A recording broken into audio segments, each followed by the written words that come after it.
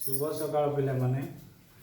आज आम चतुर्थ श्रेणी गणित बहीर गणित कुकर पाठ 12 अधा और चौथ विषय जाना।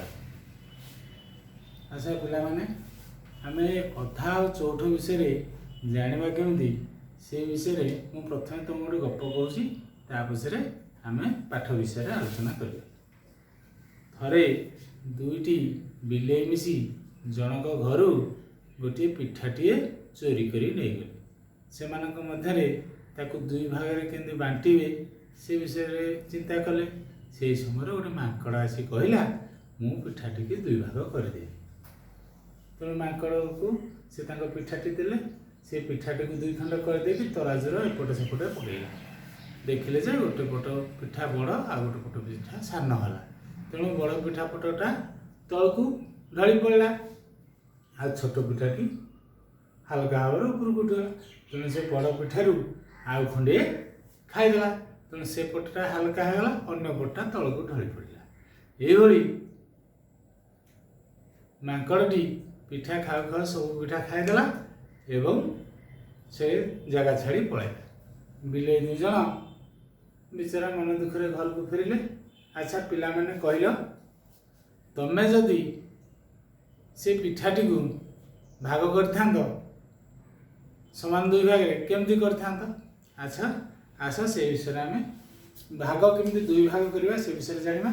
आउ दुई भाग करवा अधा करवा आ चारि भाग जोटा कहती चौठ करवा। बर्तमान मुझे तुम गोटे कागज आनिक देखा कमी गोटे कागज को गोटे आयतकार क्षेत्र को दुई भाग करवा। यहाँ देख गोटे कागजटे आयतकार कागज आपको आम समान दुई भाग करवा।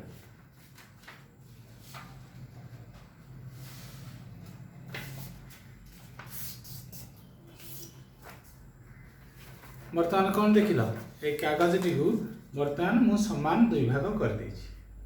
समान दुई भाग कर दे माने ये गोटे भाग ये भी गोटे भाग समान दुई भाग जो कर अधाटा को आम केमती लिखा 1 विभक्त 2 है। अच्छा ये कागजटा को तो आम दुई भाग करदे। बर्तमान आपको चारि भाग केमती करवा। ये जो एपट दुई भाग गोटे भाग आपको गोटे भाग आपको जो समान दुई भाग आपको जो समान दुई भाग करदे आम जानी एटा को चारि भाग हो करदे। बर्तमान एटा को चारि भाग कर देख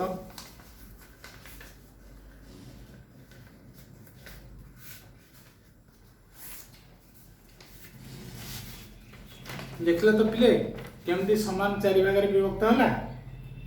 हाँ बर्तमान आम देखा केमती गोटे आयताकार क्षेत्र को गोटे आयताकार क्षेत्र को केते प्रकार आम ताकू दुई भाग कि चारि भाग कर देख।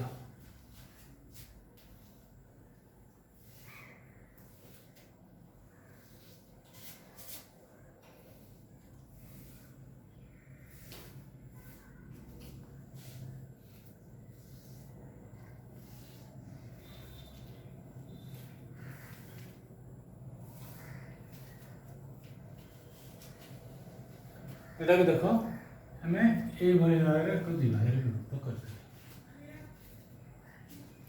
एटा को ये भाग विभक्त कर आपको आम ये भाग विभक्त दुई भाग कर आटा को आम जिगजैग उपाय दुई भाग विभक्त हो दुई भाग विभक्त करदे। गोटे जिनस को जब दुई भाग विभक्त कर समान दुई भाग रु एक भाग को आम कौन लिखा 1 विभक्त 2 ये भी है 1 विभक्त 2 सेमती 1 2 1 2 1 विभक्त 2 1 विभक्त 2 1 विभक्त 2 1 विभक्त। अच्छा आपको कमी समान चारि भाग में विभक्त करवा देखा पुणी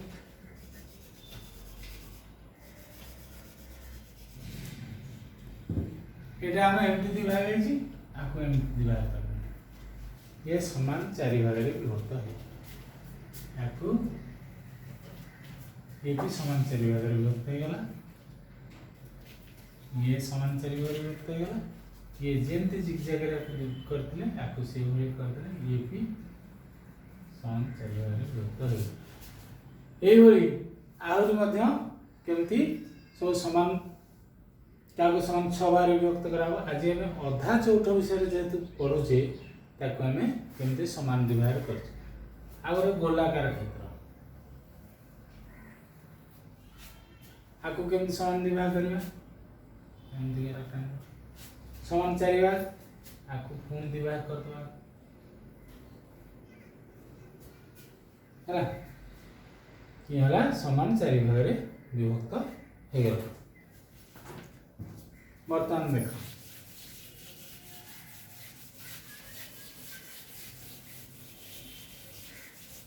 ମଧୁ ଆଉ ଶ୍ୟାମ 2 ଜଣ ପିଲା, 2 ଜଣ ଭାରି ସାଙ୍ଗ। ଦିନେ ମଧୁ ଗୋଟେ ଚକୋଲେଟ୍ ଆଣିଥିଲା। তুমি ଖାଉଛ ଚକୋଲେଟ୍ ଜାଣିଥିବ, କିଟକାଟ ଚକୋଲେଟ୍। ଖୋଲିଲେ ଚକୋଲେଟ୍ ଭିତରୁ ବାହାରିଲା ଚକୋଲେଟ୍, ଏଇଟା ଚକୋଲେଟ୍ ବାହାରିଲା।